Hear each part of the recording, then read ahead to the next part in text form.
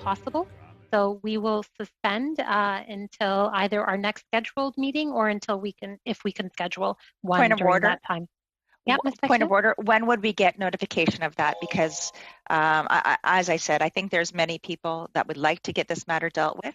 If we could come, as I've indicated, if the Liberals can come to an agreement on something, perhaps we can all sit down and once again and work on Tuesday rather than prolong this, so that we can get to all of those important motions that our Liberal speakers have actually brought forward. Thank you.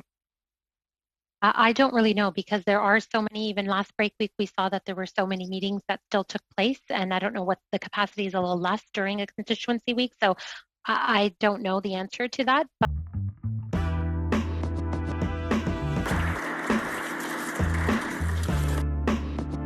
count, which is one of the principal functions of Parliament for decision making, and it's a cornerstone of responsible government that ministers and decision makers be held to account for the decisions that they make. So, you know, I hear in the Liberals' comments at committee that somehow this is an intractable situation, or that, you know, they're forced to hold up the committee because a vote on this would issue in some kind of unreasonable demand on the government. An hour of the Prime Minister's time to honor his own policy is not unreasonable. And that's a way to break this loggerheads. A public commitment from the Prime Minister to appear. He's already been invited. All he has to do is say publicly that he'll accept that invitation and come here for an hour, and we can move on to other important work.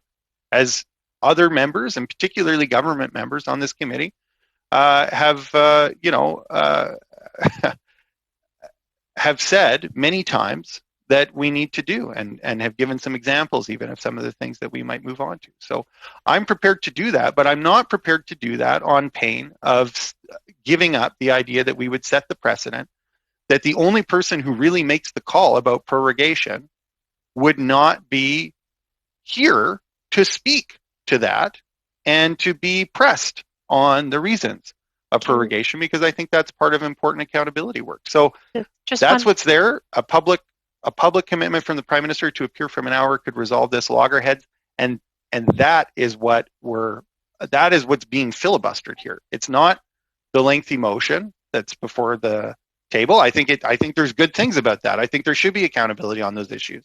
I'm happy that other committees have found a way to make some more progress on those things. But let's not pretend that it's an either-or scenario. Either all of this motion exactly as it is, or this ongoing, chat fest by Liberals at the committee.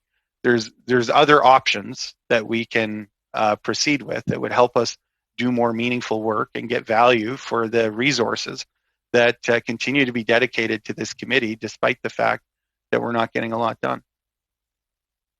Thank you. A reset of where we're at.